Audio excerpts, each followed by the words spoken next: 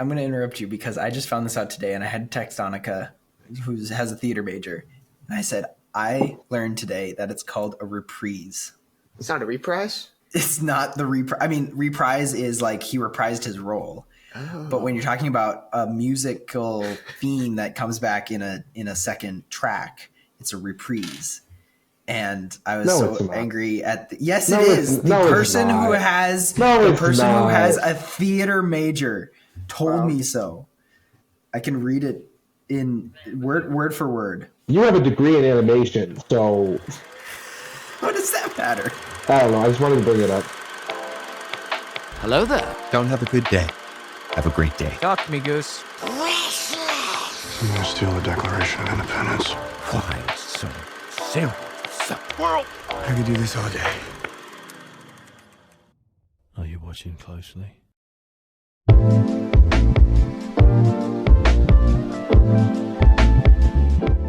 Am I correct in saying that I am recording this in the original recording studio of the One-Eyed Film podcast? That's it. I was going to say that. I noted that those walls look very familiar. And yes. It's not actually. We had a lot of FaceTime calls in that room. That's true. But also, I don't think that I ever showed it. As in, I always had a green screen No. really poorly hung on the stacked chairs.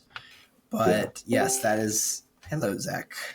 Hello. Roman and I were just talking about how he's technically in my first studio location where I would hide away and start recording episodes way back when, almost 2 years ago. So it's wild that it's been that long. Yes, sir. Anyways, that little fun fact will start the episode. I think is pretty cool. How are you guys doing? I am doing good.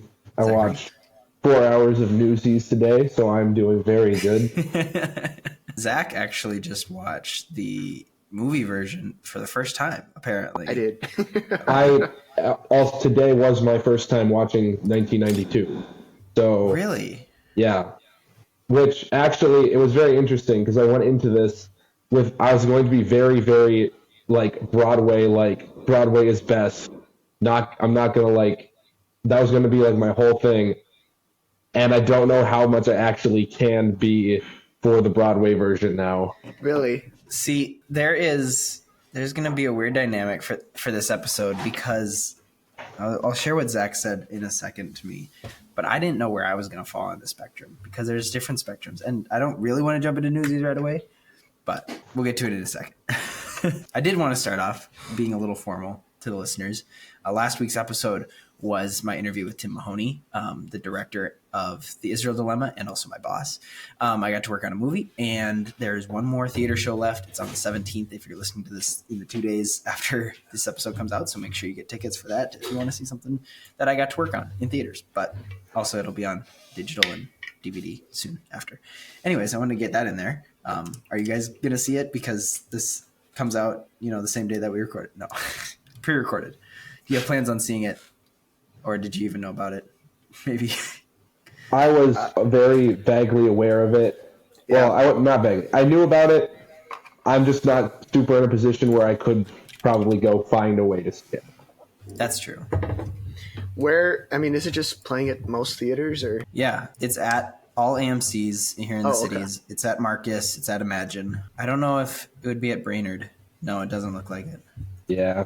It's in 500 locations across the country, I think. And obviously for those 3 days only. And again, it's not going away after that. But trying to get as many eyes on it as possible. And I think it's a good message, and especially the interview that you guys have definitely listened to because we definitely go pre-record these and you've been able to hear it. Oh, yes. Give it glowing reviews of it. Oh, yeah, for sure. You had such a great interview with Tim Mahoney.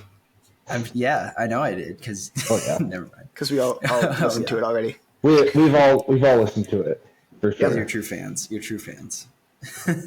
Yeah, definitely haven't been falling behind on the podcast since summer. I'm very behind. Did we want to talk about Venom at all before we get into the actual stuff? We could talk about Venom. Okay, but in part. Yeah. Ellie cries over in the corner. I mean, it's the one that we've had the most discussion on in our spoilers channels and our Discord. But Zach, I do want to hear your thoughts on it. And again, this is coming out a week and a half after we record, but still, Venom. And I know people are here to listen to Newsies talk, but Venom. Yeah, I think I'll keep it spoiler free too. Mm-hmm. If that's was that your I think intention? it's definitely one you need to keep spoiler free. I mean, if you're in the server, just go check out my review there. But there's a lot that happens in that movie, to be sure. I think it's probably got the largest stakes and the largest scales out of any of the Venom movies. I mean, it's got the same enjoyable chaos as the first two. My only real issue is that, especially in the second act, it kind of switches back and forth between kind of this complicated world building plot and then the Eddie and Venom shenanigans. And whenever it's at this complicated world building plot, I'm just waiting for it to get back to Eddie and Venom because I don't know. I think the movie was best when they weren't trying to give it a plot. Yeah, you are more critical of it. I do see what you're saying. I did. I enjoyed it so much. I loved it. Yes. But also, shenanigans is definitely the word to ascribe to those movies. Yeah. It's just ridiculousness and fun. And apparently tears this time around. Oh, yeah. Third act. I mean, third act really... I mean, I enjoyed it up to them, but the third act really saved it, too. Yeah. I understand what your perspective. I enjoyed it a lot more. I was more along the lines of laughing at the second act. And yeah, I had a lot of that, too. But yeah. But you can acknowledge that it was a little odd. And Ellie put it best where she said it has no right being that emotional for that ridiculous and scary of a movie. Like part of Venom movies is like, I don't know what it's going for. It's pretty obviously a comedy, but sometimes it's a horror movie and sometimes it's a dramatic or a drama movie, and it pulls in different directions. And it's not a bad thing all the time. It's just a lot of everything. Yeah. And I do wonder what it would have been like to have a Venom, like an R-rated, serious Venom movie trilogy. And maybe we'll still get that one day. Who knows? But I am plenty happy with the trilogy that we got and think it's fun and funny and kind of reminiscent of the comics where it's just all ridiculousness and doesn't really need to be grounded all that much in reality. Has Roman seen any of the Venom movies? I'm just nodding. I don't. Okay. I've never seen any of the Venom movies, so I'm just gonna just smile and wave, boys. Smile and wave, boys. Smile and wave. You guys said the same thing. That's crazy. Yeah, would recommend. And again, people are like, "Oh, Venom, he looks scary." No, it's really bloodless PG-13, fun and comedy. So okay, all right. How do I want to transition? So Newsies. So Newsies. Newsies is so cool. Yeah. I don't know, man. So I think what we're really going to be talking about with Newsies today is the difference between the movie and the musical, which again, they're both movies showing on Disney Plus. But one is, I think, we're still going on West End, which is the British version of Broadway, I think. It was as of a while ago. Yeah, recently. But also it came off of Broadway a number of years ago. Yeah. But it was a while. Like I watched a history of it, and it was along the lines of the movie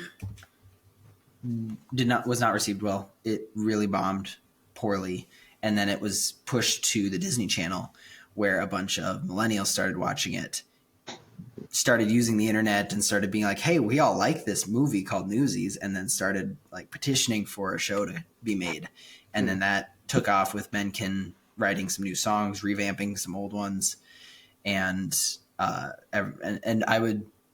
think it's pretty obvious that the show is more popular than the movie. And I think I think we're going to talk about this, but I think it's probably better in the sense that they got a second take at it. It's like, I think The Last of Us kind of took this, even though like Josh and I would say that that's not what we wanted in how they developed it. But a lot of people had criticisms of the Last of Us game, and when they had the chance to make it into a TV show, they changed some of those to fix those critiques, because you can't really change the storyline of a game like that. And so they were able to make that those changes. And when it came to Newsies, it became better. I think it improved it overall. I think there's some nitpicks that are different, and I believe the differences that you'll see online are probably a lot of people where they jumped on the Newsy train. Like were they the now like 25 to 30-year-olds who watch Newsies either in theaters or on the Disney Channel or whatever, and then versus the theater kids who grew to love Newsies as a musical. Well, they're both musicals as a show. I think when I say show versus movie, it's pretty obvious, even though they both kind of fall under each of those. But there's also plenty of differences that I think we're going to be talking about. So before we get into those objective differences, I want to hear your guys' preference after watching the movie for the first time, apparently, and just your general thoughts about maybe Newsies, the stuff that makes Newsies Newsies. Because like we've talked about, I think Zach and I have talked about, when we talk characters, we talk about, forget all of the variations of this character. What makes this character consistent? What makes the Newsies storyline always Newsies? Well, after having watched both of them back to back today, I started with the one I know that I've seen before, the Broadway version, just to try and not like what I was worried that if I watched the movie first, then I would be like, oh, okay, the movie's the movie, and then I would watch the Broadway version, and I'd be like, oh, this is all the stuff that's so much better about the movie or about the show. But the biggest takeaway I had is if I'm going to go in and I want to watch Newsies, I think now I'm going to pick the 1992 movie. Really? Over the show. Wow. And I do have reason. I have reason. And then conversely to that, if I'm going to be listening to like the soundtrack, I'm going with the show. Like, okay, 9 times out of 10, I'm picking the show. And so I went into it, and I kind of just forgot how the recorded stage version, how weird it is sometimes, because obviously it was recorded them performing it on a stage.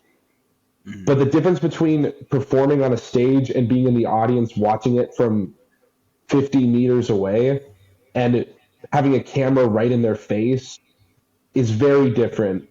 And my biggest thing that I had when I was taking my notes is that the acting differences, like, because they're acting as if they're acting on the stage and acting for an audience that's far out there in the theater. Like, and the biggest thing that I noticed with that is just how old the characters look. Like, after watching Christian Bale's performance as Jack Kelly, seeing Jeremy Jordan as Jack Kelly, it's like, one of these is so much more believable to be a 17-year-old boy. Because he was actually probably pretty close, whereas Jeremy Jordan, I think when they filmed that, was like, I think he was probably like 30 or something like that. Like, it's like, that was one of the things that I noticed. And then obviously the acting, just the way lines are delivered is much more weird to be watching in a movie setting. Okay.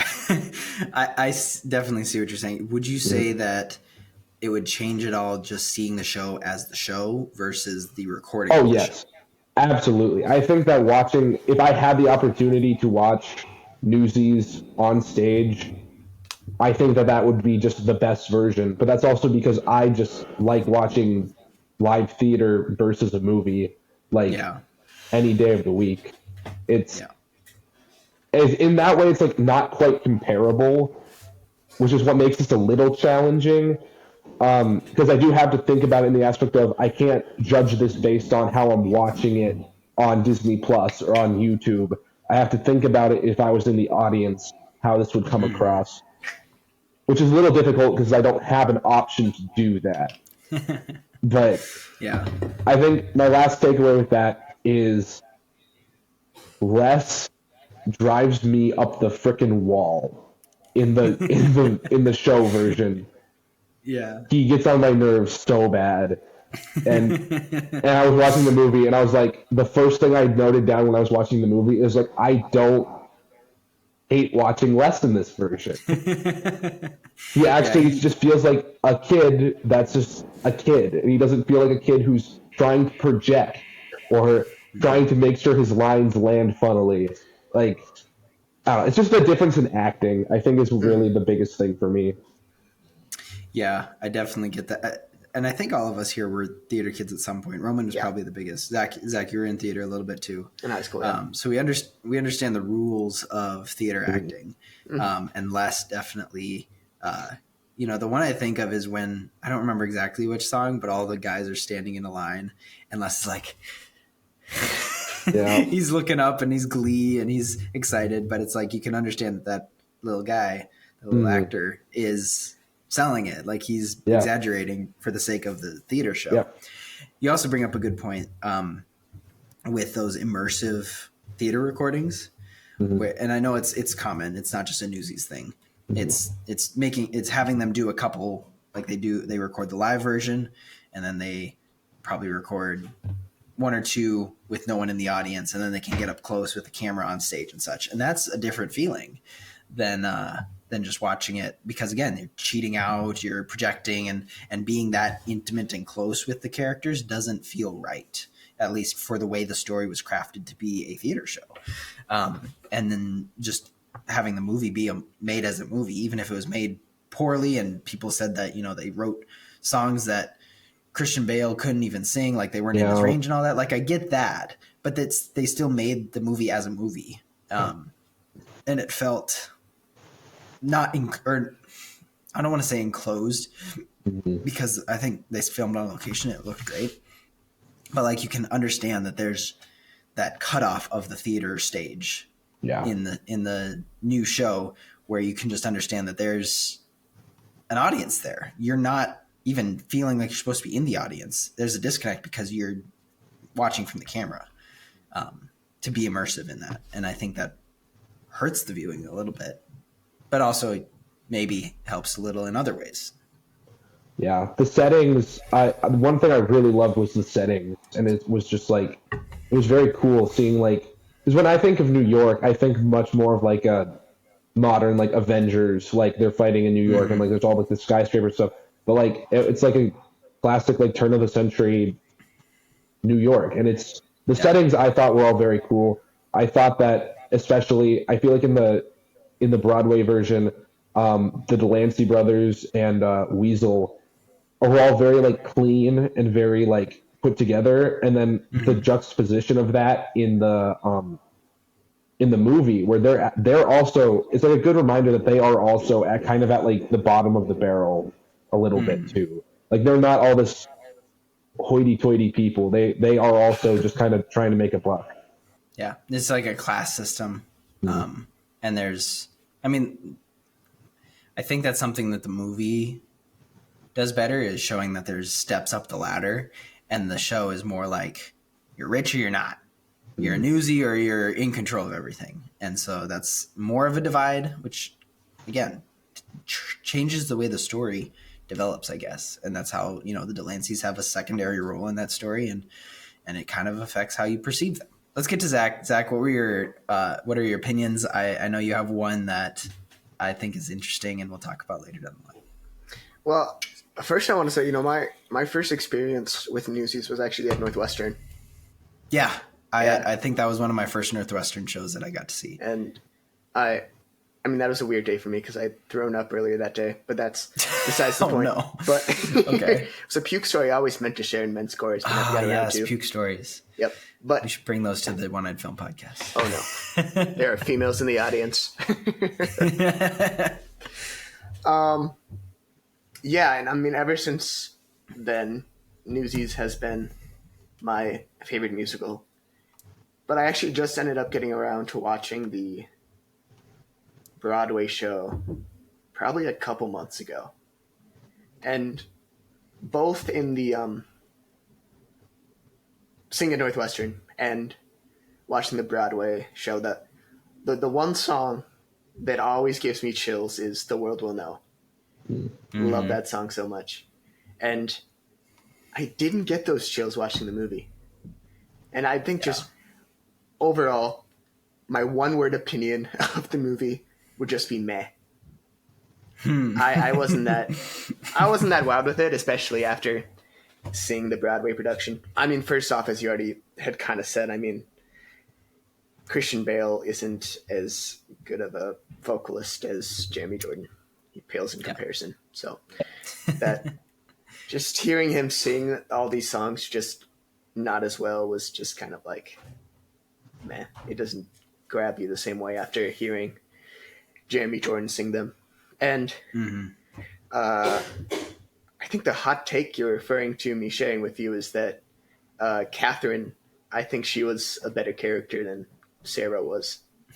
Okay, I have thoughts on this. Okay, I do agree.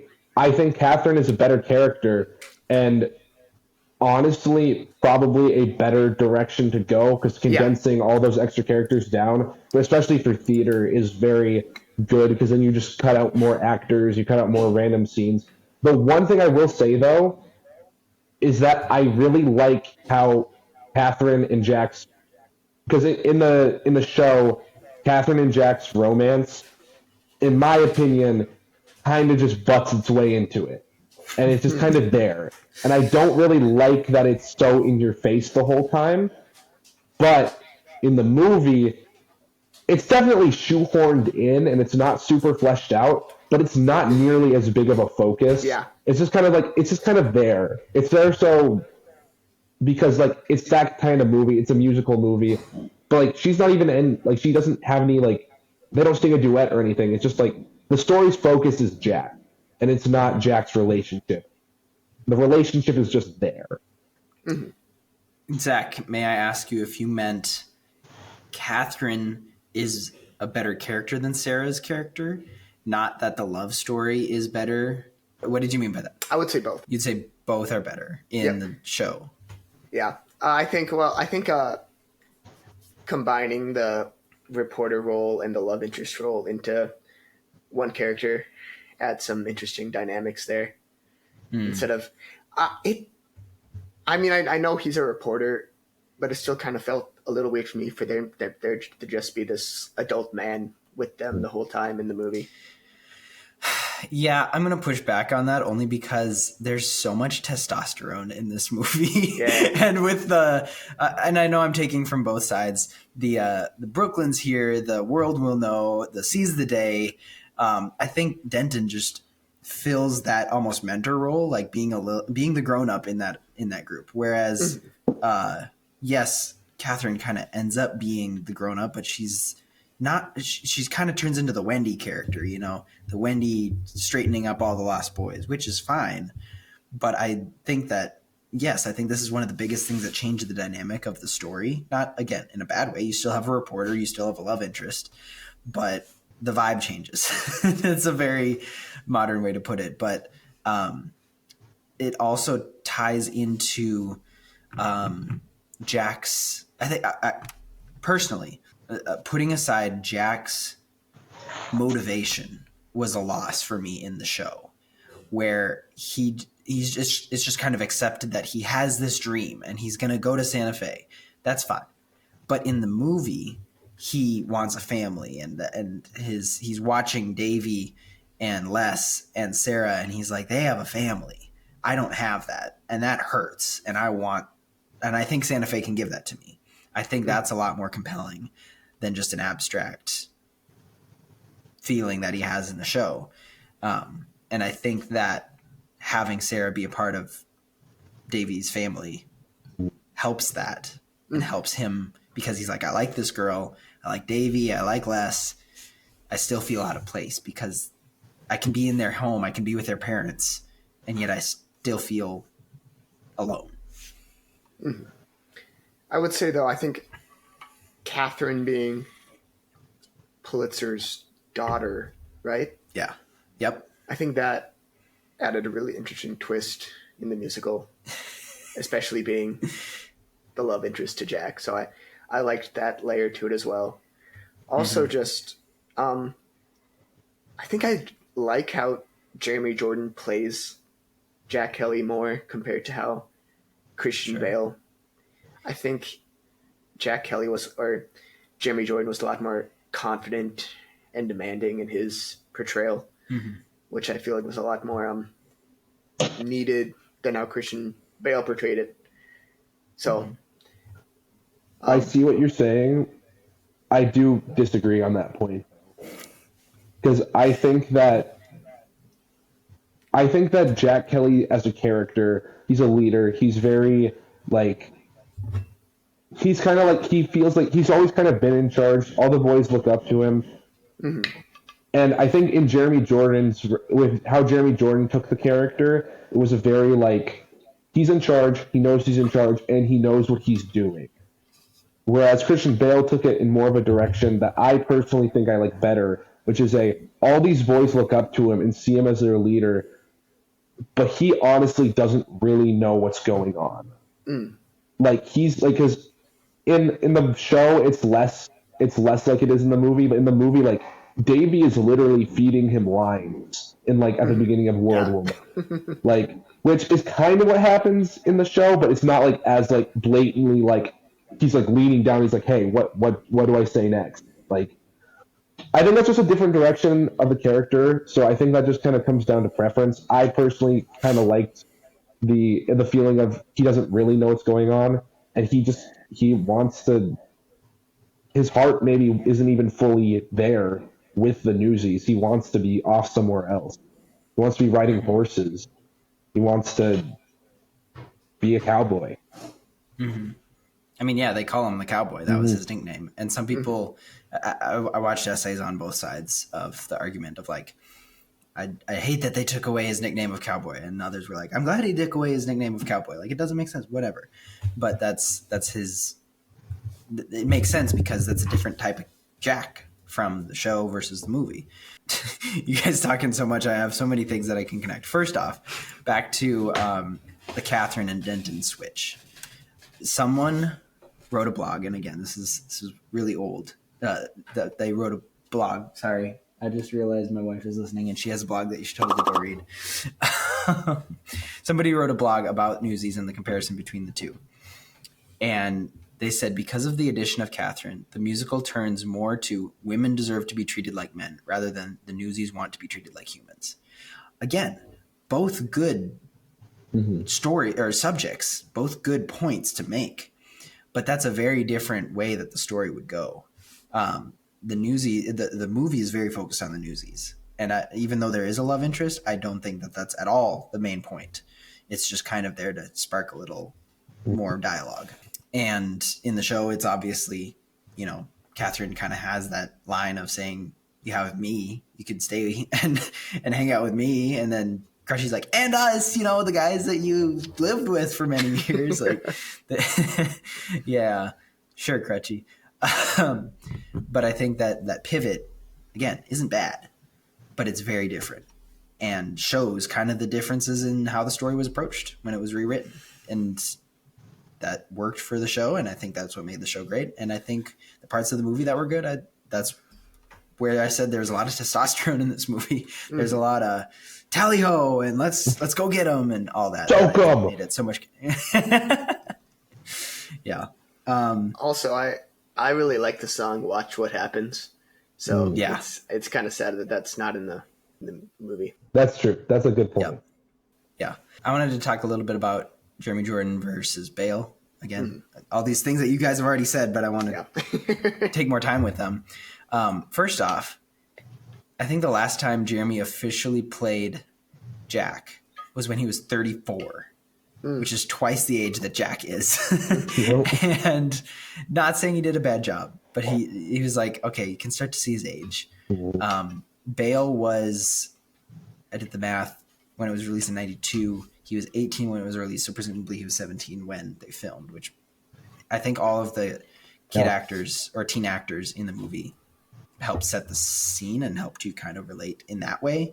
But then again, just the logistics of having a theater show and having multiple shows a week is tolling, and you can't have teens doing that.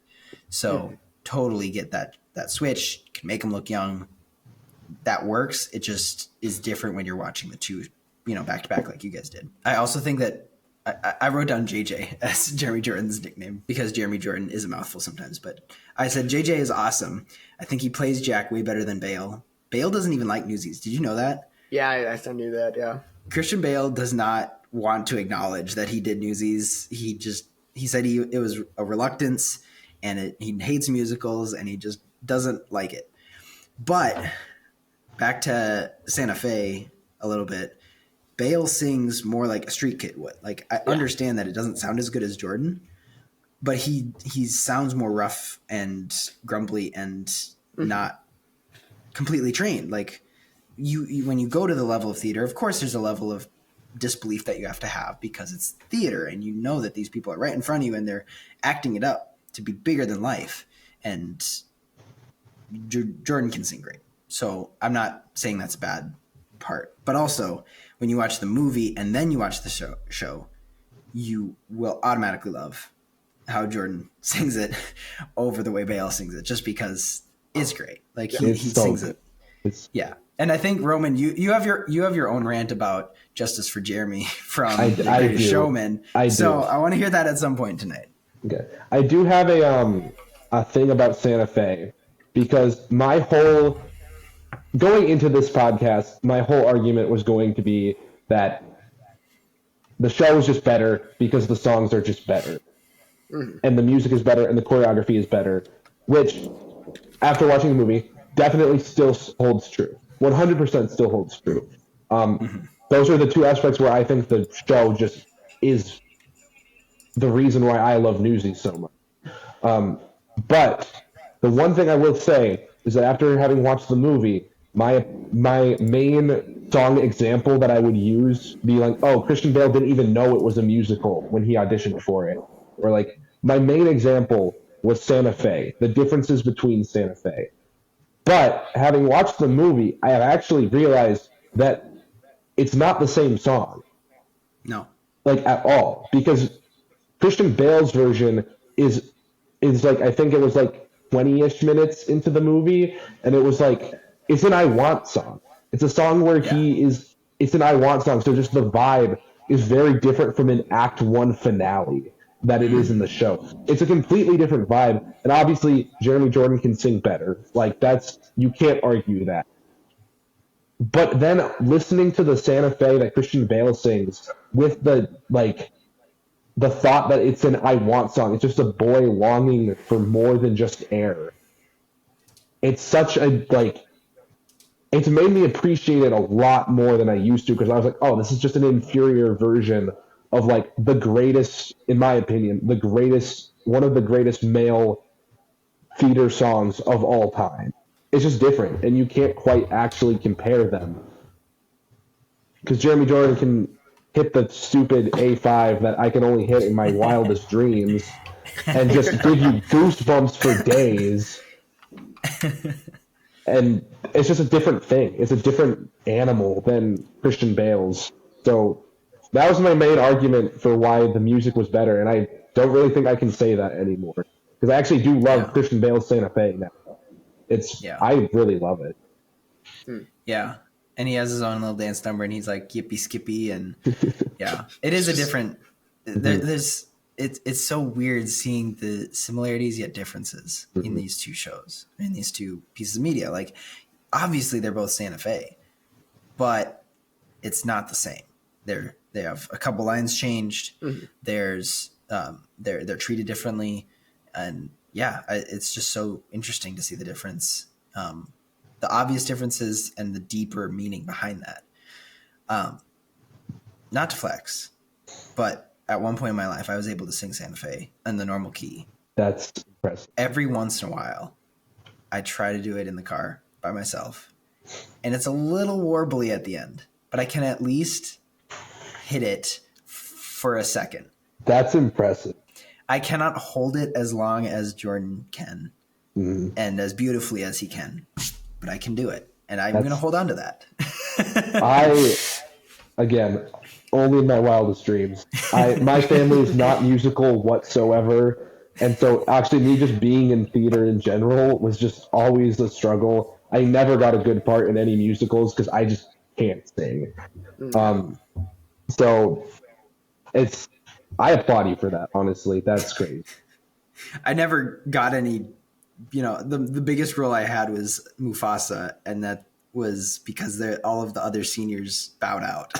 And so I was the only one left. So that's the biggest role I ever got was Mufasa in Lion King Kids. Yeah.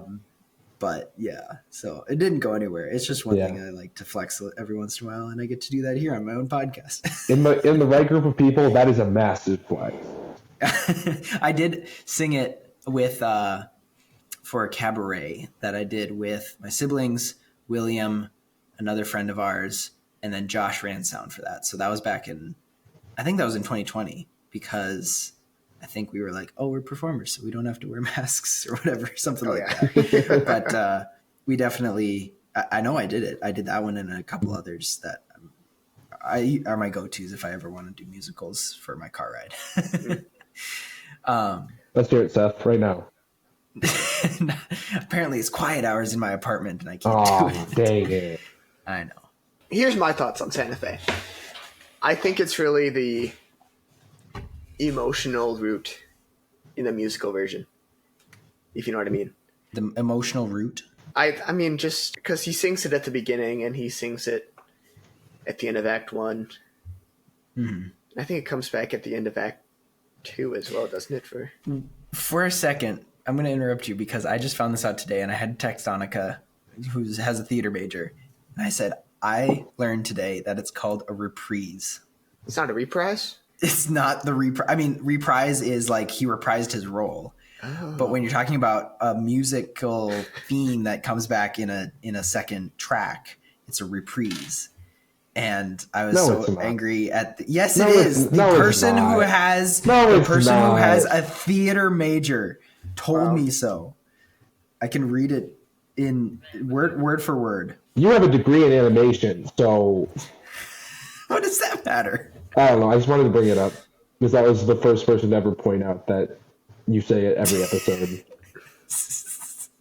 Yep, and then I made a shirt about it. I saw my chance and I took it. I mean, I could read you exactly what Annika texted me, but it's what I said. A reprise is when you sing a part from a song that's already been sung later in a musical. Actors who play a role go away for a while and then return are reprising their role. And she wrote it out phonetically so I would not be confused. So there you go. Fun fact of the day. I think it's kind of really the emotional route in the musical version. I think that comes a lot from how Jeremy Jordan sings it. He puts a lot of emotion into it that I don't think Christian Bale really brought much emotion into any of his songs, if I'm being honest. He was okay. He was okay. Yeah. Just again, after watching the Jeremy Jordan first, he's just kind of okay. But I think that kind of made his intention and his arc and his motivations more clear than they were in the movie. So I think that's why I especially lean towards the Broadway version, especially when it comes to Santa Fe. The emotion in that song is crazy because my younger brother, Deacon is my older brother. I don't know if the fans know. We did not say that. We didn't say that. I didn't know that. Deacon is my older brother. The opinion man is my older brother. Yeah. So, but my younger brother is Deacon and Lincoln is my younger brother, are both not into musical theater whatsoever. I was kind of the first one in my family who was ever really interested in it, including like my parents and my aunts and uncles. I was kind of the first one. I blazed the trail. But Deacon has a weird thing about musical theater songs where he just does not like him at all. Like, he doesn't like the feel of them. He doesn't like how they sound. He just doesn't like them. And Lincoln kind of was the same way. But then I was driving him back from school one time, and this was in my biggest like Newsies music phase, and I played Santa Fe. And after it was over, Lincoln was just like, that song, that made me emotional. I have no idea what this show is about, what this song is, who this guy is. This made me emotional. Yeah. And I was like, yeah, like I feel that whenever I listen to Santa Fe, I just, even if my life is going perfectly fine at the moment, my life is fine, my life is good, like there's nothing wrong with me. It makes me just want to leave everything and go out west. Just even when everything is fine, it makes me feel like my life sucks. I just want to get out of this place and I just want to be free. Pack up your car and go. Pack up my car, just get out of here. It's time. Mm-hmm. Yeah, it's written so well. Mencken has a gift, and I don't think anyone can dispute that. There's just some melodies that he writes that are gold and will never get old. Mm-hmm.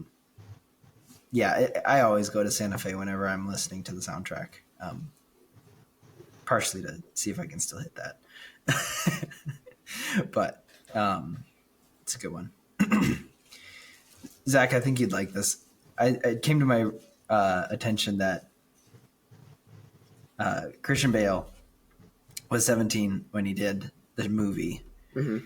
And that falls right in between Bruce Wayne being orphaned and Jack Kelly being an orphan and Batman coming into existence. So I like to think in my own head canon that when he was 17, he was cast out on the street. It doesn't completely follow. I just thought that was the first part before he went off to whatever country he went off to. That was the first part. That was the first part of the journey. He had to go sell newspapers. And he developed a thick New York accent in order to do it. It's interesting to know that both Jack Kelly actors went on to play DC roles. Remind me of Jordan's DC role. He was Win in Supergirl. Oh, you meant the Supergirl. I thought you meant like he voice acted something. Duh, I knew that. Yeah. Okay. Speaking more of Jeremy Jordan, Roman, would you like to rant? This is a safe place. Justice for Jeremy. Justice for Jeremy Jordan. Oh, wait, Zach. Wait, hold off. I was just going to say, I think I know where he's going, and I think it's mostly speculation. Okay. Okay. It might be speculation, but the way Jeremy Jordan has spoke on this, and he has told the story, which means that either it's speculation or Jeremy Jordan was just lying to get attention.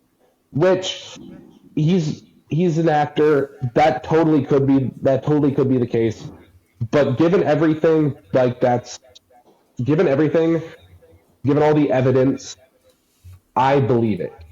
So can you expound for the people who don't know what's going on? I am expounding. So, The Greatest Showman, right? The gateway drug of musical theater soundtracks. It is the reason I got into musical theater soundtracks. Not musical theater, but musical theater soundtracks. Because up until that point, up until that point, I was a theater kid by profession only, which meant that I acted on stage, I acted in musicals. I did not go any deeper than that. I was not invested in musicals, anything like that. Greatest Showman is the first. It's Greatest Showman or Hamilton. One of those two. It is one of those two every time.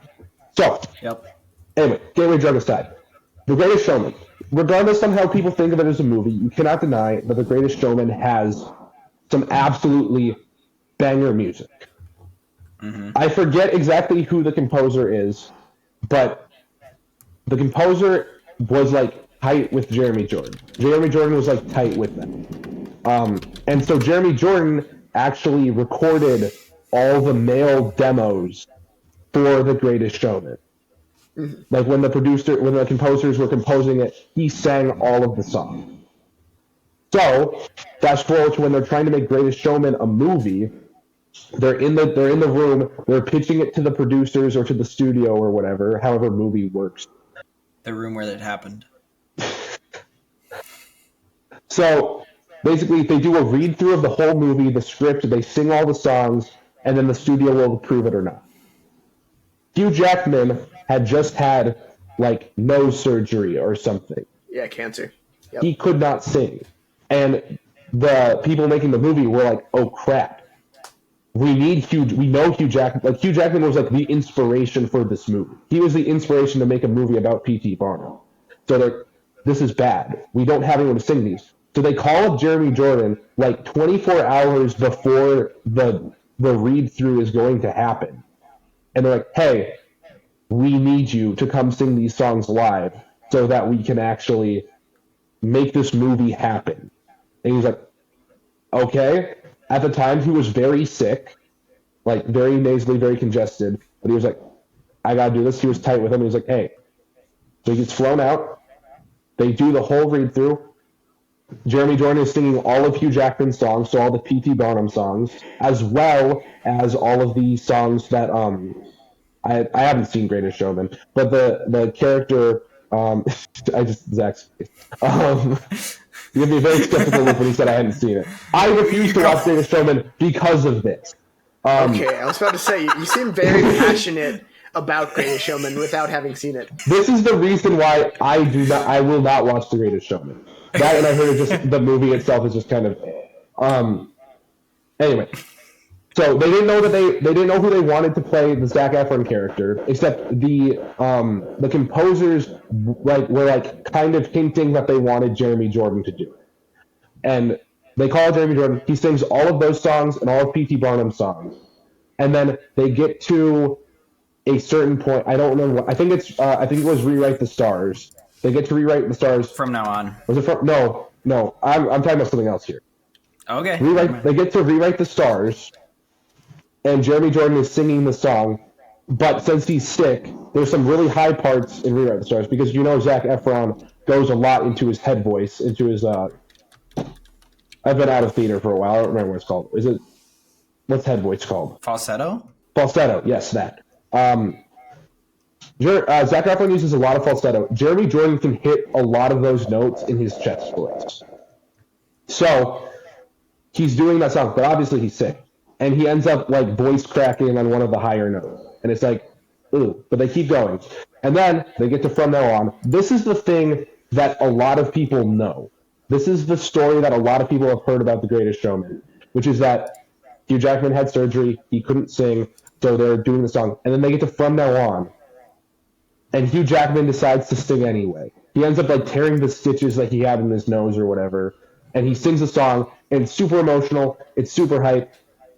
But Jeremy Jordan is if you find the video of Hugh Jackman singing From Now On at this reading, Jeremy Jordan is there holding his script, and you can see him visibly be upset because he was hoping that From Now On would be his chance to redeem himself. From the voice crack that he had earlier. But obviously Hugh Jackman doesn't, and he sings the song, and he has a super big, emotional, he gives a really good performance. The movie gets greenlit. Now the thing that makes everyone say justice for Jeremy Jordan is Jeremy Jordan went completely uncredited in this video, and just in general, for one, doing all the demos, two, being the reason that the movie could get greenlit because he was the one who sang all the songs for Hugh Jackman up till that point. And then Hugh Jackman only ever refers to him as, the guy. So that is the reason why, one of the reasons why I love Jeremy Jordan. He gave us a banger soundtrack. And also, he would have been really good in that role. I want to hear Jeremy Jordan sing in a fully fleshed out version of Rewrite the Stars with somebody. I don't even know. It doesn't have to be with Zendaya, with anybody. And if they're adapting The Greatest Showman to the stage, and I really, really want him to be someone. Doesn't have to be Barnum. It could be the Zac Efron character. But if it's Hugh Jackman, I'm low-key going to be kind of disappointed if Hugh Jackman is the Broadway P.T. Barnum. I doubt he'd be. I don't think he'll be because he's getting older. Yeah. But it's just the thing of I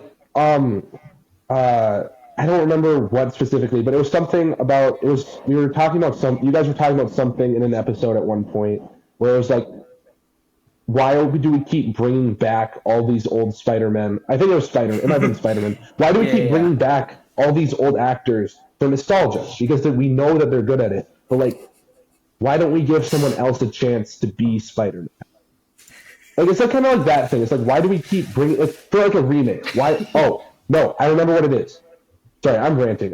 This is how I ramble a No, we're but this is laughing why- because of the topic you brought up of nostalgia that Zach and I go head to head on. Oh. Continue. No, I remember what it is. It might not have been a conversation in the realms of the One Night Film podcast, but it was a conversation I was having, which was Dwayne "The Rock" Johnson playing Maui in the live-action Moana. Yeah. Why is he playing Maui in the live-action? What's the point? Why? At that point, why are we doing this if we're just going to use the same guy? Because he has an ego. Exactly. Which I don't actually know. Hugh Jackman, from what I've seen, is a pretty cool guy. So I don't hold any. Obviously, I don't really hold anything against anyone. It's just a movie, but it's not like I'm like, oh, Hugh Jackman is awful. He made him go uncredited. He stole Jeremy Jordan's moment or anything like that. It's just like it'd be nice to see someone else in that role. They're gonna make him do this till he's 90. Rant over. Not yet. I want to watch the clip to see if we can see where it all went wrong.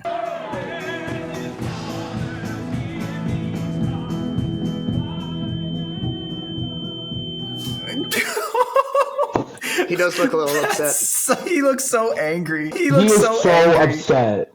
But this is another reason why I love him. Is props to him. He at some point he gives it to him See there? Yeah. and then he just joins in with the ensemble and he just sings it and he right gets there. into it. Like he's just like, all right, I wanted that really bad, but it's not mine. I mean, okay, now that I look at it more and watch the whole video with context, that's less of that's like a really pouty face. Yeah. I don't think he's actually upset. Like, yeah, he can be upset, Yeah. but I don't think he's like a No, it's not. No, moment. no, he's not like that. But it's just that was going to be something, and then that meant that their last kind of impression of Jeremy Jordan of him singing was him screwing up "Rewrite the Stars." Like that's yeah. Anyway, that's my piece. I didn't think "Rewrite the Stars" was written yet. I don't know what song it was. It was some song that was the character that he wanted. Okay, because I thought those characters were added after. I don't know. I have no idea. He has there's a whole video on YouTube of Jeremy Jordan explaining the whole thing. Oh, It's okay. like how I it's saved more- the Greatest Showman. Yeah, so it's more of like he ruined his audition that he never had. Kind of, Kind of just handed it to him and then he fumbled it in little front bit. of the people who it mattered the most. The movie still got greenlit. Yeah, unfortunately for you. Yeah. Because you never seen it. No, maybe That's someday. fine. It is our number one episode. I think it was me and Will talking about it Really? On YouTube or on Spotify or where? on Spotify. Oh, on Spotify. Weird. It's topped is horror biblical. And Yeah. I Okay. think it's because it's not our first, it's not the best. I just think people look for a movie that they've seen Yeah. and Greatest Showman sticks out. And I don't even remember what we said about it. Like if it was Will has the Greatest Showman in his heart in a special place. Like it's I mean, so do I. But The Stars will always hold a special place in my heart. I love that soundtrack so much. oh, so you've listened to it, you just haven't watched it. Sorry if I didn't make Okay. that clear. That was my gateway drug into musical theater. I loved it. I loved it a lot, Okay. and I just never got around to watching it before I learned the Jeremy Jordan Travis. Gotcha. That was the confusion, is because you were saying like it's a good musical, like that's what got you into it, and then you said I've never seen it, and we're like, huh? Yeah. yeah. Sorry, that was confusing. I mean, it is confusing. It is my journey with shows in general is really. Yeah. He's got a complicated relationship with Greatest Showman. I do have a very. Yeah. Anyways, outside of the first 3 episodes we released, the top one is Walking a Tightrope, the Greatest Showman episode, and then Horror is Biblical, and we're skipping the first 3 episodes we ever released because that's just the initial peak. And then after that is Silco, Father of the Year from Arcane, which again, Arcane is coming out this month, and I'm so excited. Sorry, just had to throw that I out need there. to find a way to watch Arcane because everyone keeps telling me to watch Arcane, but I don't have a Netflix subscription and I don't have anyone who has one. So I need to find a way to I might just have to do a trial to watch it. Yeah, just do a trial. If you watch 3 episodes, you will watch the rest that evening. Yep. Who cares if Okay. you stay up till 3 a.m.? And then season 2 is coming out. Technically, it's coming out on Wednesday in part 1, and I'm making Zach wait to see it till we watch all the entire season. Oh, you want me to wait? Okay. Oh, did you not know that? I'm sorry. I didn't know if we were. I didn't know if you were waiting or not. I meant to ask. Oh, I was assuming we would all. I wasn't going to watch it until our watch party. I'll wait. So only avoid because spoilers. I want it to be the next Endgame, like the all together. You're with your friends. It's a moment you'll never forget. Yeah, I think that's what spoilers season 2 is just the thing I'm worried about. Yeah, I know. We'll see how that goes. We have gotten so off track, but also I don't even think that there's anything. There's too much more. I do have one thing. After you, go for it. Yeah, I do remember something. Another big difference between the movie and the show was Jack's backstory. That was interesting, especially if you watch the show first and then go watch the movie, is like the whole Francis Sullivan and this other life that he's lived, and Snyder playing much more of a role in the movie. He's more of a sinister villain and antagonist rather than just a scary name. Like in the show, it's kind of like, oh, it's Snyder, and then everyone scrambles. He doesn't get much of a character development, whereas in the movie, he's the main antagonist next to Pulitzer. And there's the whole thing of Jack actually is arrested instead of just, he's beaten emotionally and then thrown into Pulitzer's cellar. I think there's a lot more depth to that part of the story with Jack's double life in the movie. I'm glad I let you go first because that actually plays into the last thing that I wanted to say, which I was did it on purpose. which was that I think this is partially to do also with like Denton and Catherine, like that whole thing, and then also with that.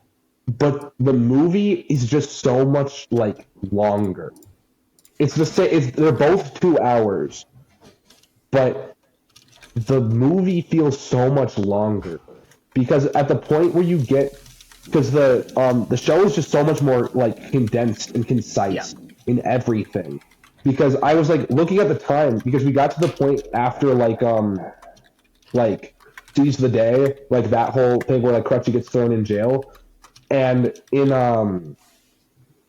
the show that's the halfway point. That's where Act 1 ends. But in the movie, that was like 45 minutes, and then like it just kind of just the way things kept panning out. I was like, oh, there's just a whole lot more to the story in the movie. Like, because then they go into the whole thing with Jack, like Jack being a scabber or whatever is so much more. It's such a longer thing. Jack's actually there for King of New York versus what happens in the show. Like, it's so much more dense. And on top of that, there's room for backstory. There's room for more character development. There's room for more of all of that. There's more room for each of those individual characters. Rather, like, because if you had like Catherine in the movie, they couldn't like just have him leave. They couldn't just have her leave because then you don't have Jack's love interest in there like Denton did. Then they can't go back to Denton. Like they split that up into 2 things just because it was longer and you could take more time with it. It's really weird that it's taking more time because they're the same length. And just I was like while I was watching them, I was just trying to figure out like why it was so much longer. And I couldn't really figure it out. I think that's something Zach said when he was watching it this evening. He was like, it's so long. Yeah, it's just the pacing, I think. And I think that's kind of what I mentioned earlier. I think Jack's motivations are a lot more clear in the musical. So I think that's kind of what makes it more concise and easier to follow. So that's why you're more engaged. And it feels not as long as the movie. See, it's so interesting how we're still disagreeing, which again, it's okay that we disagree. I understand how you're saying that it's more clear and concise because it's not super in-depth. And it's just kind of he wants to go to Santa Fe. He wants to get out. He wants to not be under the slave, being basically a slave to the Pulitzer and all that. But I still think that having a family, the yearning for a family and wanting to be a part of something that still, you know, the Newsies still draw him back. Like that's the point of the finale, is that they're like, hey, we've been your family. You have all that you need here and we'll take care of you. And things are looking on the up and up and things like that. But I still think that draw of a family in the movie is stronger than a fanciful dream. That's just kind of made out of thin air. And maybe I'm just forgetting something from the musical. Tell me I'm wrong, but it's maybe it's not as cut and dry as the musical, but the movie one just feels more deep. And you can't have anything else to say because I'm the host and I have the final say in what is good and wrong, right, what is right and wrong in a movie. I think I agree with that. I think that part of it, honestly, is that the musical almost wraps up too perfectly. Like he's got the girl, he gets offered a job for the paper, which that doesn't happen in the that doesn't happen in the movie. He gets offered a job in the paper because honestly, he and Pulitzer just end off on so much better terms in the musical versus the movie, because like part of it's just like okay, we have to get along now because I'm dating your daughter, or like just say like Roosevelt says that we have to get along, like, and he's basically the reason why I'm getting a job in the paper. So then and then he's not even a newsie anymore. But then in the movie, he picks the Newsies. Like obviously he gets the girl too, but like in the end he just picks the Newsies. Like he could have just been on his way to Santa Fe, but he came back only for the Newsies and for his girl, and not just the actual like love interest and a job as that it is in the musical. It's a controversial topic, to be sure. Oh, sure. Zach and I are never going to talk to each other again because we don't see it differently. Never. Wait, This is Seth, what's the first and only time I talk to Zach ever. I don't think it's really been made clear what your favorite is. Yeah. Oh, yeah. I kind of skipped over that at the beginning.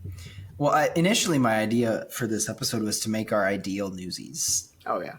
Media or show, whatever, whether it's musical or not.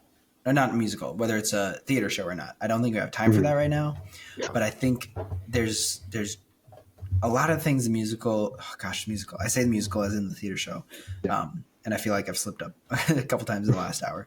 But I think there's things that the musical got right simply because it was the second take on the same story. I would start with that as the base. I would switch Denton and Catherine again and add Sarah back.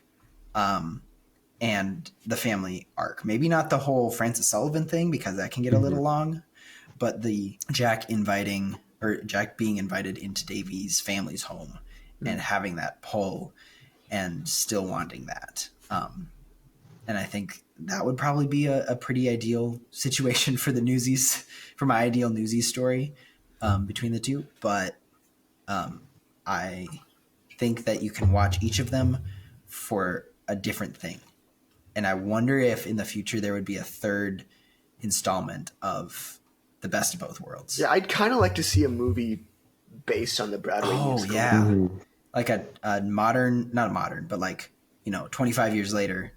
Yeah. Way more than, that's like 30 years later. 35 years later, take on an 1899 Newsies strike. I think that would be good. Though I would say there's some charm to a 90s movie.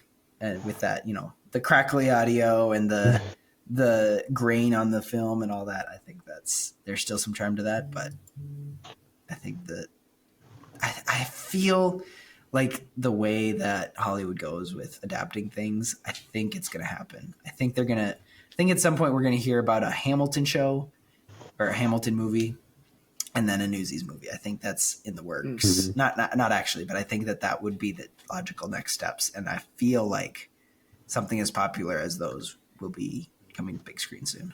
Seth, here's the important question, though. Sarah or Catherine? I don't think you can... Okay. Answer the question, Seth. I will. Catherine's a little obnoxious at times. Dang it. But she's not bad. But she has a character. He's walking off again. Zach is consistently the only person who walks off the show. Catherine is great, is what I was saying. Catherine actually has a character. She does. Sarah definitely was not developed all that Sarah's much. just the tacked-on love interest. That's all Sarah I know. is. That's why I think that there needs to be an in-between. Again, with the in-between between those two stories, I think there can be a middle ground between Sarah and Catherine. She's a little snarky and not really likable in my opinion. I like the snark. You can like the snark. You can like it. I don't. She far from ruins the whole show for me. Yeah. That's Les's job. And I got a date. Ugh. It took me so long to actually take time to look up the lyrics to things like King of New York, because at some point you're just throwing words along with the soundtrack to be like, I think this is what they're saying, but their accent's so thick you never know. Maybe we'll do a series of rewrites, because I know we want to do a rewrite of the MCU, or at least a rearranging. A Phase 4, yeah. A Phase 4, but we'll see if we make some other changes to stuff like that. Kind of a quick thing about the age thing we were talking about earlier with Jamie Jordan, much older than 17. I think that's one of the things you can really... It's easier to suspend your disbelief with a stage show like that versus a movie. It makes me think a lot of, like the Dear Evan Hansen movie. Even though it was only like 2 years after, I'm probably grossly underestimating that, but like 2 years after he had played Evan Hansen on stage, he just seems a lot older. He's too like old. his true age, playing him in a movie versus him playing him on stage. You can get away with being a lot younger on stage than you actually are. It's because the audience is so far away. There's lights. Yeah. It's really easy to come across as much younger on stage. No, yeah, there's different levels of disbelief, and I think that even there's different categories of, like, if it's animated, you're gonna have a greater grace on either side to let it be a little bit more ridiculous. That's why bringing comics to live action sometimes doesn't work as well, because it's superhuman and it just doesn't look right. Things like that, and theater's another level of that, where you have more grace in a certain way.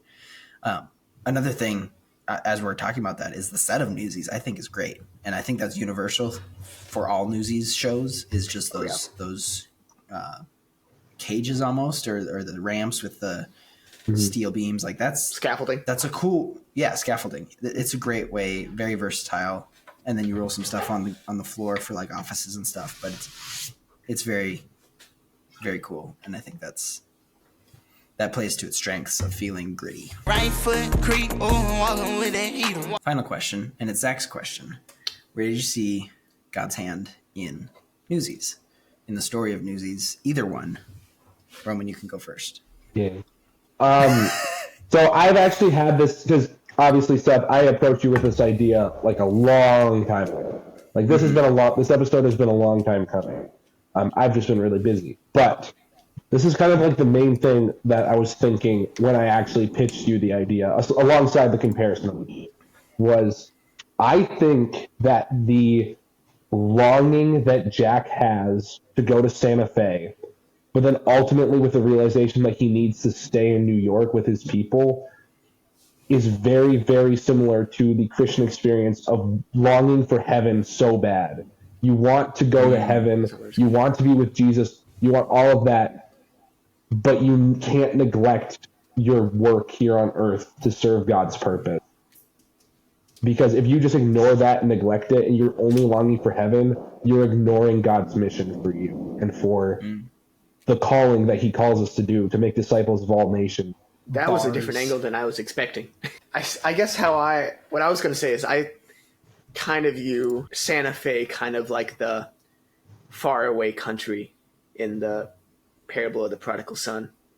I kind of see that similarity there, except he never goes to the faraway land. It's him realizing he's got all he needs where he's at.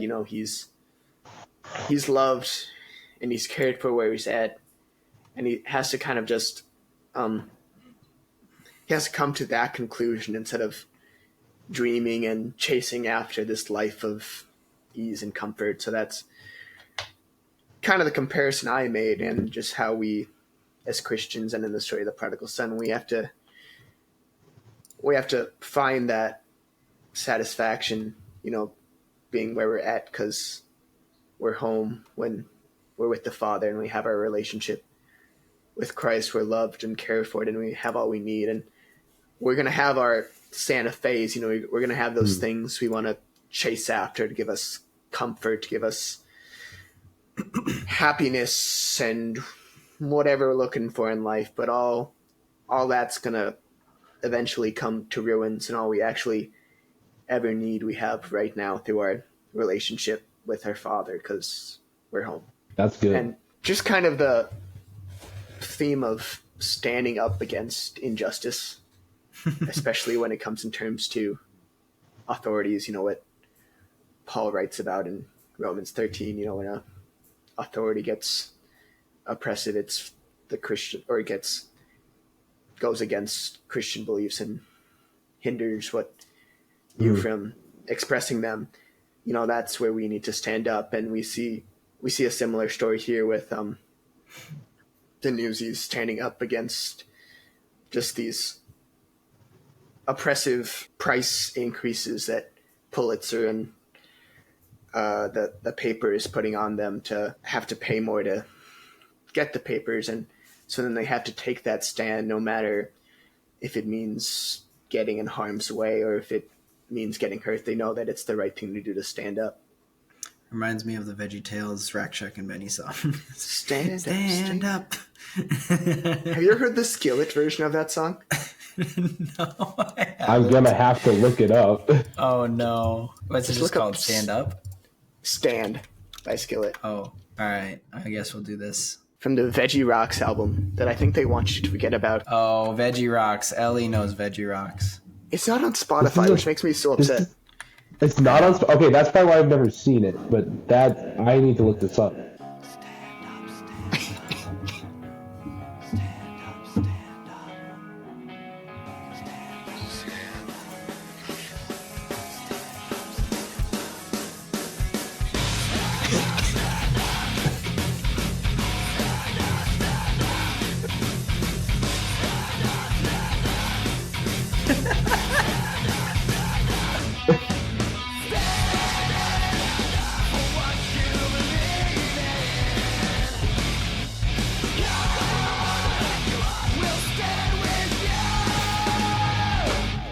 All right, That's fire. That's fire.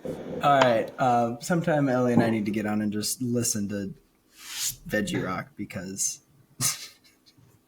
it's good. The sad thing is that it's not on Spotify, so you can only find them on YouTube.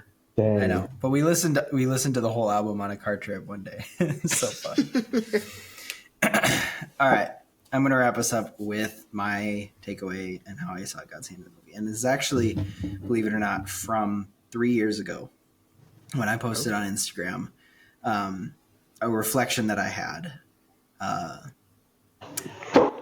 about Newsies, because I was maybe a little bit more obsessive with it back then. But this was my last this was during my last semester in college, and my sister had given me, I put it on screen, but it's a measure of music that's just Santa Fe, symbolizing the whole song, of course. And I kept it. She gave it to me because I like Santa Fe, but this is what I wrote 3 years ago at the end of my college career. I've always had big dreams for my life, just like Jack. But also like Jack, I've realized that those dreams and goals are not all that important for personal happiness. Sure, it's great to have a goal to aim for in life, but like Jack realizes at the end of his story, he wasn't fully appreciating the friends that he had around him as he strived to reach his life goal. In the end, he put off his plans to go to Santa Fe so that he can focus on what truly matters in life, his relationships. And I say, I'm graduating in 1 week. These last few weeks that I've spent actually appreciating all the friends I made over the last 2.5 years were some of the best moments of my life. Just like Jack, I've realized that there's way more to life than just achieving your lifelong dream. I wish I had realized that sooner, but I'm grateful for the moments I had and experienced with everyone at college. it's such a blessing to have friendships like this, like the ones I made here. My wife says from the corner bars. Maybe the real dream was the friends we made along the way. Please no. You're ruining it. No. I've joked. I think that there was a small group that I was a part of. I know there was a small group I was a part of. But one night the mixer question was, "What's your favorite season?" And I, of course, went deeper than was necessary, and I said, I always think that the next season is the best season. Like by the time I'm 2.5 months into a season, I'm like, I'm ready for this to be over. And I'm just always looking forward to the next season. And that's not a good mentality. I admit that that's not where I should be. But it's where I was back in college. And now I have a podcast with one of my college friends, Zach. And of course I didn't stay in touch with every single college friend, but I remember that feeling of just wishing I had stayed in the moment for those 2.5 years at college instead of just wanting to be done. And so, yeah, don't live in the moment. Or, whoa, that was the exact opposite of my point. Live in the moment. Don't look too far into the future, because I think my dad has told me and my siblings this, as he's getting to that age where you start feeling old, and it's tough. I've seen it in his life, and he's like, don't wish to grow up. Don't wish to even be a year older than you are now. And especially as I've just crossed a huge threshold in my life of a great achievement. I don't. Achievement? Yeah, being married is an achievement. It's like achievement unlocked. You're married now. I shouldn't just be looking for the next thing. And obviously there's next things after marriage. But there's just being present in the now. Just do that. Yes, plan for the future. Don't just say like, oh, I guess I'm done with college. What am I going to do now?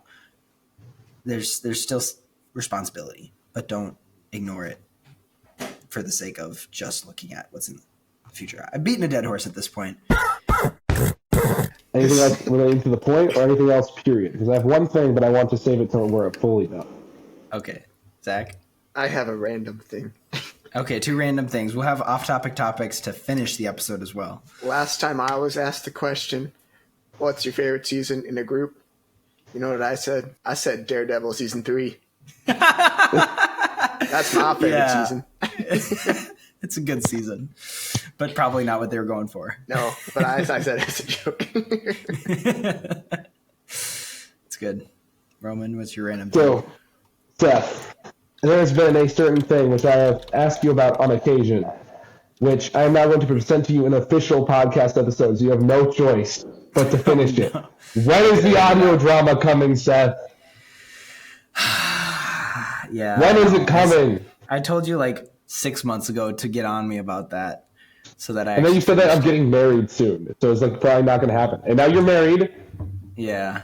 And I'm lighting the fire under your butt on a recording that will be posted to the World Wide Web. I could edit it out. You could edit it out, but then I'll just won't. stay in the Discord. You have my word. I won't edit it out. And I know you're asking because you were in it. Yes. You're one of the voices that I recorded like lines for that a year ago. a year ago. I know. It's happening. Good. Slowly, but it's happening. I will.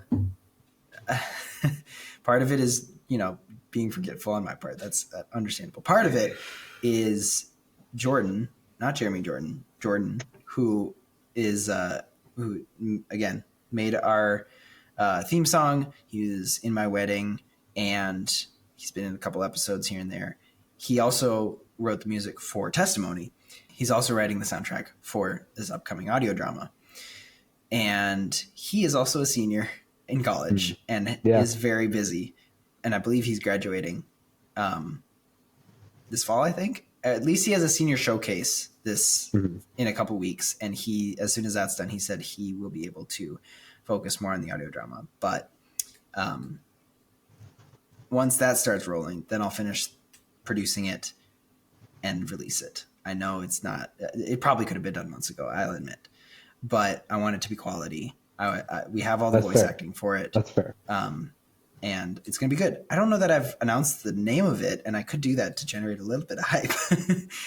It's actually, Roman, you know this. It's Deacon's Story. It's Deacon's Story. I don't remember the name of it, though. Okay, yeah. It's called Forged from Chaos. Oh, yeah. And it's something he wrote after we did the horror episode, which, again, almost 2 years by now. But it's along the same lines of evil corrupting instead of creating. And I'm excited. It's sweet. I know. It's one of those sweet. fantasy Lord of the Rings style that I think Deacon loves the lore of that. And I'd be very excited to get that done so that you can listen to it. It's a lot longer. It's like a half hour. It's way longer than Testimony. How long was Testimony? It was like 20 minutes. Not even, maybe. Yeah. Are you still trying to find it, Zach? Testimony? Yeah. I found it. It's 18 minutes. Okay. 18 minutes, yeah, was actually pretty good, especially I made that at camp. Oh. Currently, without a ton of producing, Forged from Chaos is sitting at 28 minutes. But again, this is a lot heavier on the soundtrack, and that's why it's taken a while for Jordan to make it, is because I want it to swell. I want it to be a character. And so we will get there. I'm only bringing it up and lighting a fire under your butt because I really want it. Because it's good. I know it. I think I have a sneak peek, though. People are going to have to listen to an hour and a half of theater kids talking about theater stuff in order to get a sneak peek at Forged from Chaos. It's like the post-credit scene of the episode. Yes. You have to wait for it. This is just a couple seconds. New bones tore through the skin as the abomination gave chase through the temple. Lodkin was no longer paying attention to him, though. He was preoccupied with escape. I have become my own god, made in my image. I can't wait for that. I wish I could show you some of the sound design I did, but I accidentally deleted some of the files, and so I have to relink them. No. It's pretty cool. I'll give you that. But it's in the process. I will release it at some point. Don't you worry. Though we're waiting on Jordan. But also we're not waiting on Jordan. I could just put some royalty-free music on it and let it go. No. No, okay. We need Jordan's music. You showed me a sample of some of his music from like that long ago, and it was good. And I'm very excited to see. I'm excited to listen to it. Yeah, it's going to be good. Trust me. Okay, let's finish so we can go to bed. Thank you guys so much for listening or watching. Make sure to follow us on wherever you're listening or share it with your friends if you have already followed. And make sure to follow us on YouTube, Instagram, Facebook. I think that's it. Until next week, know that you are loved. God bless. Thanks for watching, Mom. Seize the day. Oh, yeah, I was going to say that too. There you go.